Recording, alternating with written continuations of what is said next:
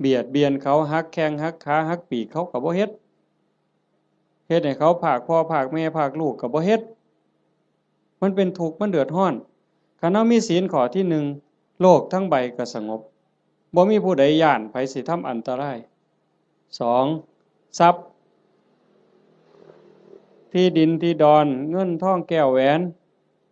ของผู้ใดก็หักของผู้ใดก็แพงเขาก็คือเฮาเฮาก็คือเขาชีวิตและทรัพย์สิน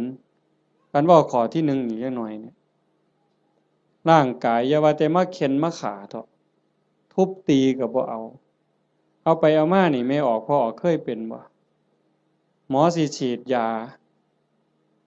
ป้องกันโรคป้องกันภัยเขาสิฉีดวัคซีนบ่ให้เฮาเจ็บเฮาป่วยบางเทื่อก็เจ็บบ่ให้เขาฉีดตั้งแต่ไปโรงเรียนนี่ครับว่าหมอสิฉีดยามื้ออื่นนี่ห้วยข่อยไข้ลดแล้วข่อยบ่ไปแล้ว